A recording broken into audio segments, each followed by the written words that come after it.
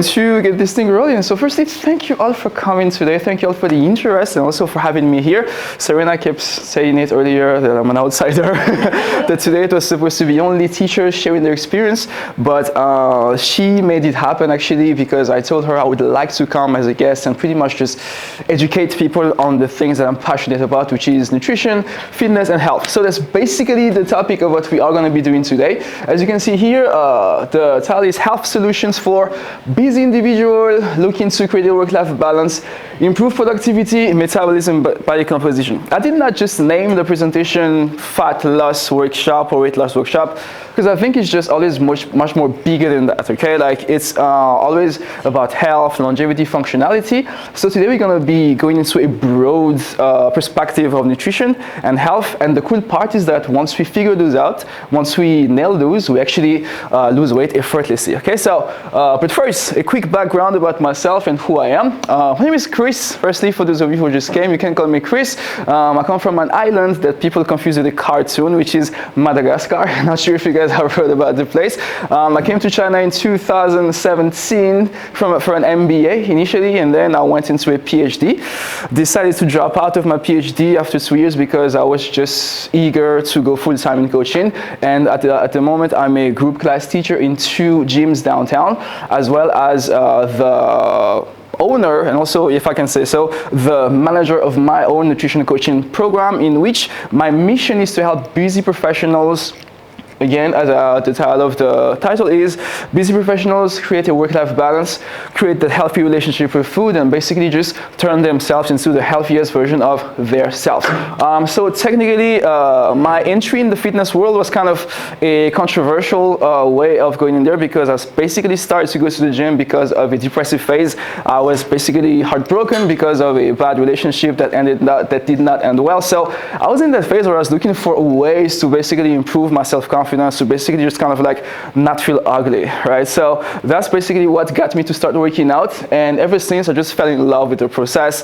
I decided, hey, I love this. I became super curious about the science behind nutrition, the science behind fitness. I tried to like really understand how things work, and also in addition to becoming curious about the topic, I became very passionate about helping people understand the thing, and that's basically how the passion came in, and which got me today to again make the crazy decision of dropping out of my PhD to be here full time. So I've had my fair share of transformation. I've had my fair share of things that I've experimented, and that's basically what I'm going to be teaching you guys today. It's going to come from 3 different sources. All the information that we're going to see today come from 3 different outlets. The first one is basically the things that I have done myself personally and the things that I think have worked for me. The second one is going to be based off of what I've applied with people that I work with, my clients, and what I've seen have worked for them. And the third one is going to be based off of what I see, what I learn, what I listen to, what I watch, okay? So speaking about the things that have worked for me,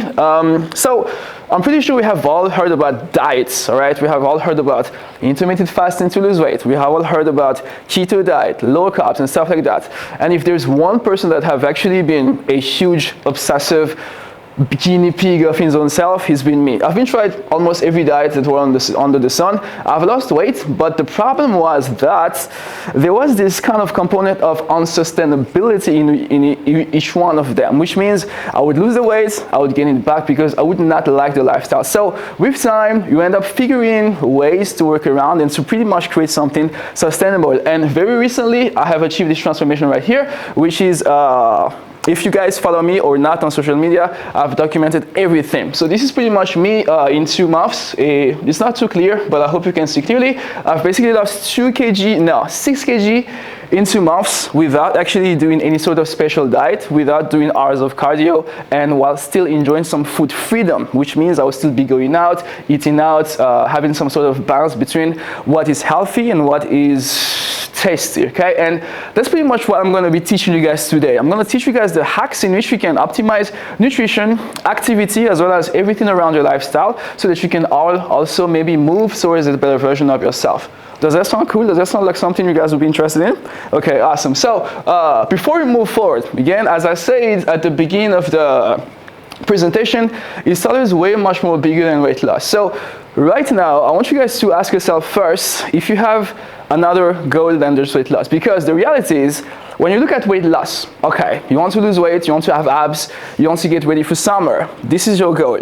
And then with time, you are going to realize that the amount of effort and time and consistency and work that you need to put in is high up here. This distortion is usually what creates people, what makes people struggle to catch up with the journey, because they realize that their goal, the importance of their goal does not align to the output that is required. But if we kind of change that, and if you start to ask ourselves, maybe I want to do it for family. Maybe I want to do it because I'm borderline diabetic and I want to improve my symptoms. Maybe I want to do it because I just don't have any work-life balance at all. Maybe I want to do it because I want to be there for my kids and grandkids. Now we realize that the importance of our goal is very much more higher than the energy required to be putting out. So now there is this certain kind of drive that is going to allow you guys to crush it and kill your goals. Okay, so right now, real quick, ask yourselves, okay, is there really something else apart from weight loss? There's always something apart from weight loss. And we're going to dive into how you guys can apply and go towards that better version of yourself, that healthy version of yourself. But speaking about health, I want to give you guys a definition first about what health is about. So there's tons of definitions out there, obviously, but my personal definition is that health is a state where you are mobile enough, nourished the right way, have awareness and control over your life stressors. Pretty much there's three components to health: nourished enough, mobile, and also control and awareness against stress. I want to start with stress. I want to go in that first because that's the most important part. To be honest, nothing of the next slide is going to work if we don't address the elephant in the room. I'm not sure if I'm using the expression correctly. So how I'm going to illustrate stress today is by taking the case of a client that have worked with me in the past. Her name is Leslie. Leslie is the typical 2023 person. Hi, how's it going? No worries. She's a general person. She works in 9 to 5. In addition to her 9 to 5, she's got a side job because she considers that the salary that she gets is not enough because she needs to support her family back home. So she needs to make extra cash. In addition to being a 9 to 5er, she lives with a roommate and she's got a pet. Typical person. How Leslie's life go is she wakes up late. What she does as soon as she wakes up is she grabs a cup of coffee and she goes to work. At work, she grabs and she drinks more coffee. Nothing else during the first half of the day. She catches up with email. She needs to work and also interact with clients from her main work. At the same time, she receives a bad news from her side work that she needs to now also settle and sort out, which means that in one day she's already super active just in one morning. And then in addition to not receiving those bad news from work, Leslie also don't have time to eat. Okay, so the very convenient way for her to stay fat is to order McDonald's. Okay, that's how Leslie's morning look like. Now afternoon break comes, she still won't go to any sort of a lunch or any sort of way to take care of herself. What she does is to go out there and smoke, because she thinks that's a way for us to get her stress levels down before going in the rest of the afternoon. In addition to that, she drinks more coffee, all right? And then after that, after a long day of work, she goes to the gym without eating anything. She comes back home, she grabs a bag of Doritos, and she goes work with on her side job until late at night. Late at night, Leslie, again, is a 2023 person, so Douyin, Taobao, Instagram, that's all going hard on there for Leslie. So she's gonna stay up there buying things that she doesn't necessarily need, trying to look who liked her picture on social media that actually doesn't even care about her, and basically staying up late until the rest of the night. And in order for her to stay asleep, she wants to go for a cup of wine. Now, the question is, who relates or who knows somebody that might have a Leslie's life? By show of hands, let me know if you guys know somebody like Leslie. Yeah? Okay, the next question is, no judgment zone, okay? Do not be scared to interact. Next question is, who thinks, or maybe who have way much more, do you know somebody that have way much more on their plate than Leslie? I think we all know a Leslie in our life, all right? So this is how Leslie's life looked like, and we think it's normal, okay? We think that's the, you know, the 21st century life, that you need to be that active. But then that makes us underestimate and overlook the different ways in which Leslie is stressed in a day. To give you guys more context around that, these are the different stressors that apply to her in her normal day. She wakes up brutally. She doesn't give herself time to settle in the day. She directly goes, drinks some coffee, and the consumption of stimulant, which is actually another stressor that she applies on her central nervous system. She drinks, she smokes, she eats junk food. That's another stressor that she applies. Late nights, staring at a screen, that's another stressor. Working out without eating the proper food, that's another stressor. And then, in addition to that, social factors, which means basically the fact of catching up and dividing herself into people that needs to work at her main job and at her side job at the same time. That's the life of a Leslie, and that's the subtle ways in which stress slowly set in her life. And now, this is not just in a day. This is in a week.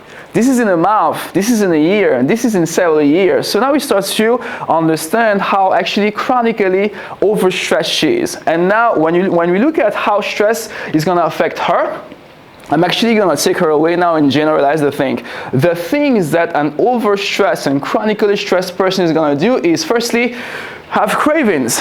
This is where the famous sweet tooth comes. This is where you're going to start to crave for burgers instead of rice and chicken and broccolis. And this is also where you're going to have those overeating habits, because when your body is chronically stressed, your body thinks that it needs comfort, and this is where the whole concept of comfort food is going to come. So that's why we just eat and eat and eat until we cannot even breathe anymore. In addition to overeating, she's going to be, again, very likely to find comfort in alcohol, in smoking, and in some worst case, maybe in drugs. In addition to that, that's what it does from a behavioral perspective, okay? But then when you look at mindset, a stressed person is going to have a huge drop of motivation. A stressed person on a daily basis is going to be super irritable, which means it just needs a little bit of thing and that person could fight with someone, which is not good. A stressed person, if it lasts too long, could end up being depressive, and we all know that depression does not help for health, all right? Now, from a behavioral perspective, that's what stress do. But then let's dig deeper. From a hormonal perspective, what your body does whenever you get into a state of stress is to produce a hormone of stress. It's called cortisol, as you can see up here. Cortisol is good because technically it's going to allow you to put up and to react to any kind of stressor that you apply to yourself. But then remember, Leslie is overstressed. She's chronically stressed, so cortisol is high up here the whole time. What that does is it's going to down-regulate production of testosterone. If you have heard about testosterone, we know that it's a sexual hormone, it's a feel-good hormone, it's a hormone that allows your body to build muscle, to become healthier, and to lose fat. The low production of testosterone is going to have an impact on immune system. This is where people are going to speak about burnout. This is where many people are going to be usually very likely to fall sick many times in a year. This is where when somebody goes to the gym very often, they get injured because their body just becomes less and less resistant as we keep putting it through many stressors. And then slow metabolism, which means that now in addition to burning calories fast, in order for us to get rid of, very simply, to kind of like get rid of calories and get rid of fat on the long term, the body is going to slow that process down, which is then going to cause belly fat.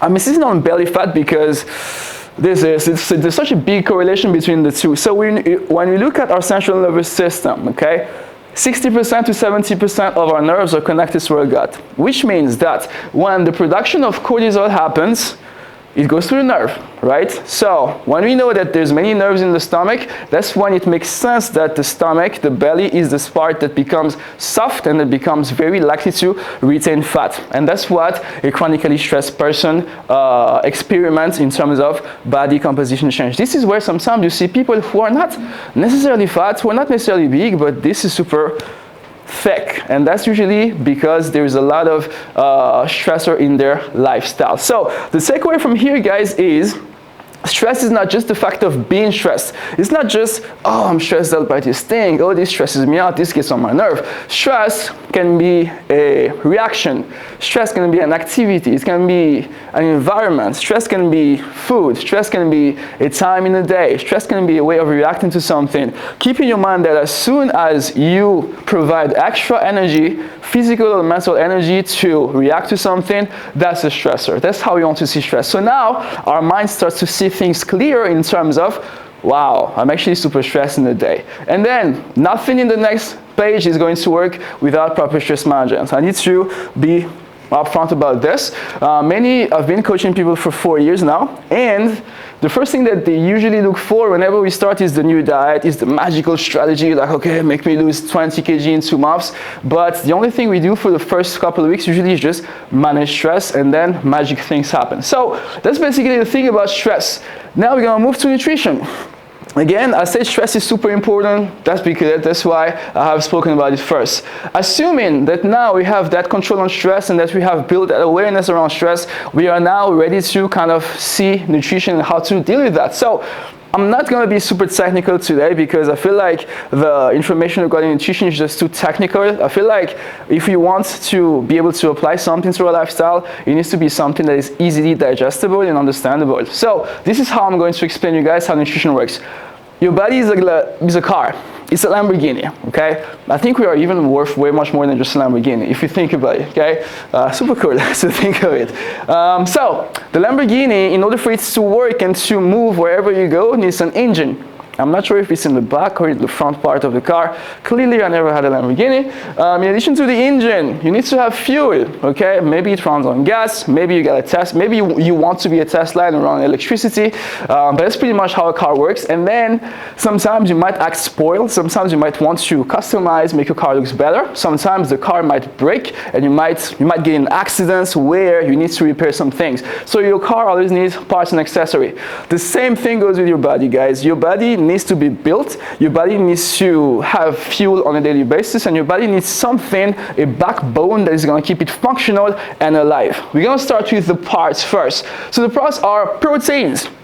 Next time, if you see any of these foods right here, you want to think that these foods are building blocks for your organs, your cells, your bones, muscle, skin, even hair, if I'm not wrong. So when you look down, all of this is made out of protein. That's what builds your body from inside out. So as soon as you see any food such as chicken, eggs, tuna, tofu, and beans, you need to know that this is the builder. My body needs it because my body cannot make it. Moving to the engine now, what pretty much gives your body life is dietary fats. The next time you see any sort of food such as avocado, olive oil, salmon, nuts or steak, you need to know that that's the backbone of your health. We find that many people fall sick because they just don't have enough fat intake in their body, because this is what fats do: regulation of immune system, hormone profile, and also source of energy. Hormone profile becomes even more important when it comes to women because we know that the female body is different from the male body. There's different sets of hormone in the female body that the male does not have. So it's really important to ensure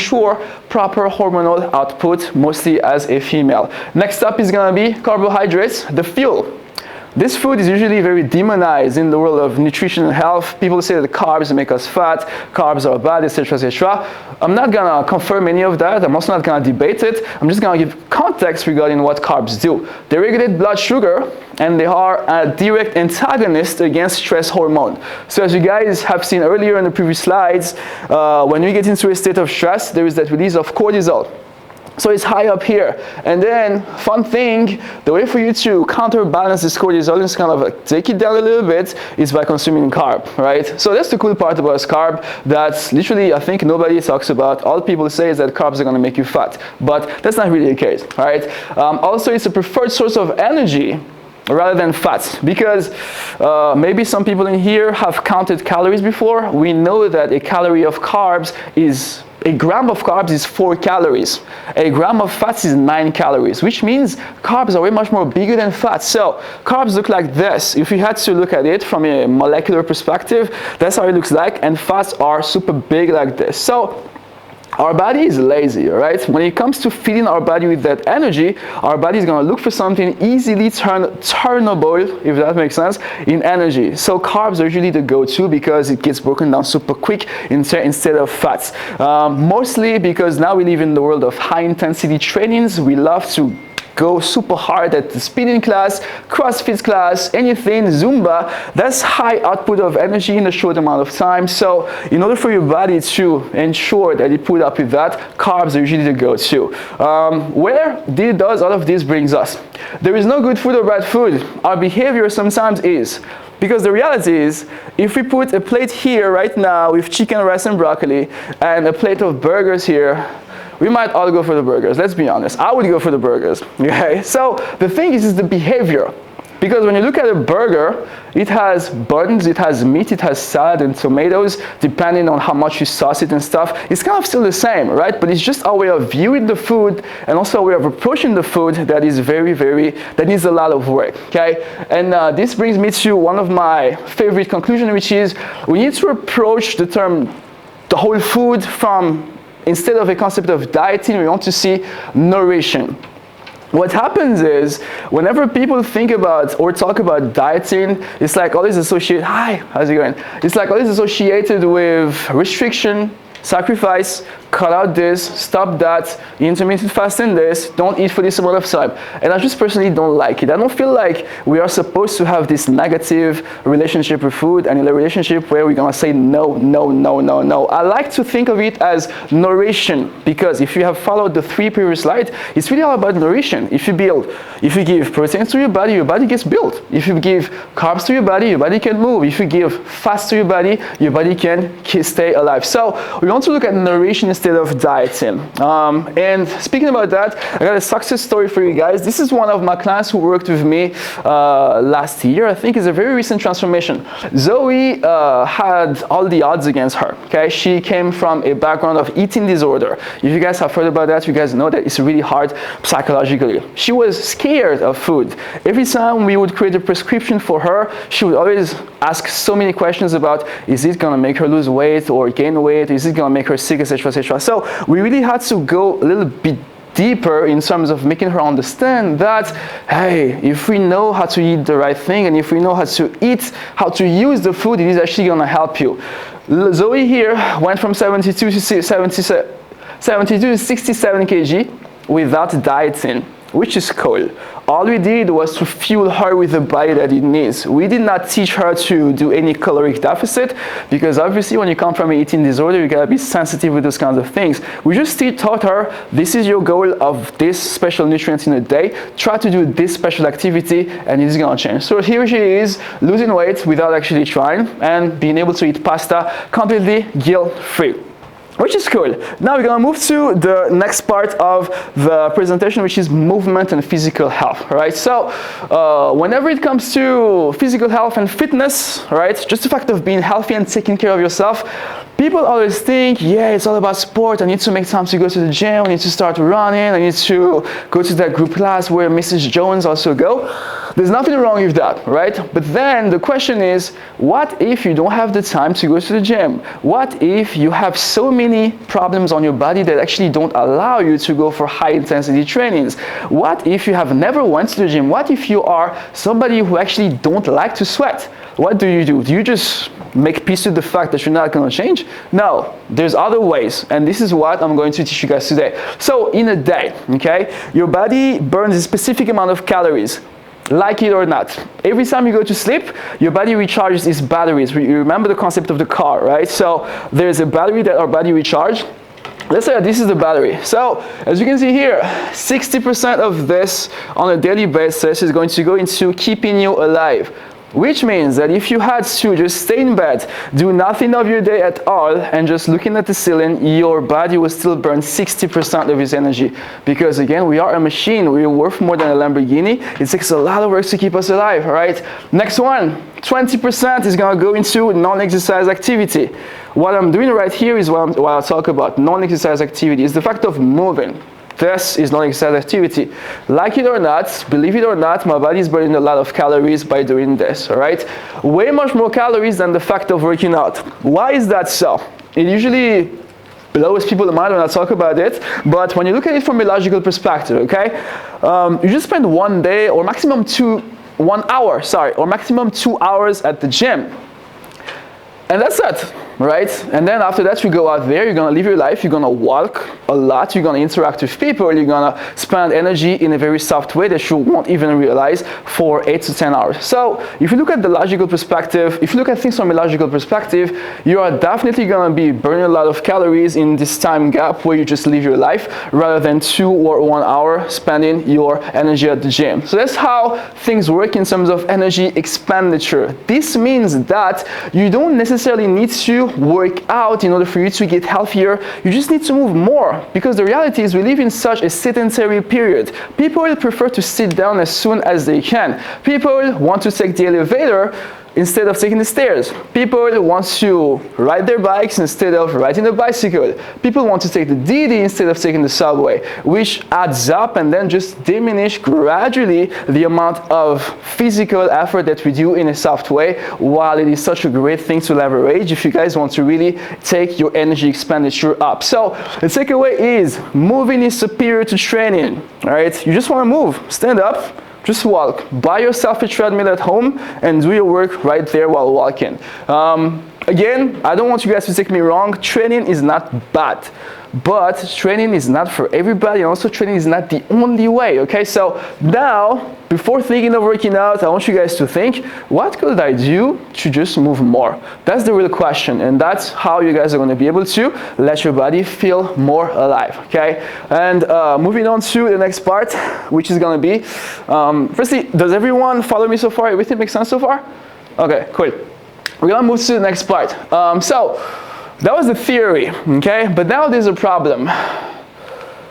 We don't have an information problem, we got an implementation problem. Again, going back to the concept of the rice, chicken, broccoli, and burger, we all know what could serve us better. We all have this idea of what we need to do so that we can improve our health, but we just don't do it. We cannot do it, we don't know how to do it. So today I want to go into that, bridge that gap between the information and the application, right? So the next slide is where I'm gonna teach you guys a method that have been working so well with me and my clients. Again, I work in the field of coaching busy professionals, so I'm really looking at the ways to allow people to move forward without overwhelming them. So this is what I have created and came up with, which is called the OPR model. The OPR model consists of picking one aspect of your lifestyle. O means optimize, P means progressive pattern, and R means repeat, right? So we're directly gonna give you guys a quick example for this. Example, take your nutrition. If I'm not wrong, if everybody here follows the same pattern, we take breakfast and lunch and dinner in a day. That's 3 meals, right? If you guys got 10 snacks in between, I cannot help you there, all right? But then we multiply 3 meals with 7 days, which means normally we should have a total of around 21 meals in the week, right? What you guys gonna do is decide to cook 10 of your meals at home, only 10. That's the optimization part. The progression part is each week you want to give yourself the challenge of cooking 1 more meal, which means week 1, cook 10 meals, week 2, cook 11 meals, week 3, cook 12 meals, and so on and so forth. And repeat the same thing until you're able to cook the whole 21 meals at home without it feeling like a burden, right? That's the goal here. Because the reality is everybody could actually cook 21 meals in a week right away. But not everybody could keep doing that every week. That's the problem, right? So that's why I like the OPR model, because it allows an individual to make changes that are guaranteed to last. Imagine that I'm your coach, okay? Imagine that I'm gonna coach you and I'm gonna tell you, hey, you got 21 meals in the week. Let's just change all of that and switch to healthy meals the whole week. Yeah, no, Christian, screw you. That's a lot of work, right? But imagine that I tell you, okay, I can see that you eat pizza the whole week. How about you try to just make 10 of your meals healthy? Does that sound like a plan? There you're gonna think, this guy is still allowing me to eat pizza all I need to do is to just make effort on half of my meals. And this is where the mindset shift happens. This is where you're able to make lifestyle changes without it feeling like it is too much of sacrifice or a burden. And that's what creates success. Again, everybody can make changes in 1 week, completely change their lifestyle, but not everybody can sustain those changes. And the formula, the solution that I found for that is this OPR, which is also called the one thing philosophy, which means just do a little bit of thing every week, because that is going to take away the whole fact of being motivated or disciplined. I'm realizing that whenever somebody say that they need motivation or discipline, or just kind of, yeah, I need to try, that's an indirect confirmation of the fact that you're trying to do too much.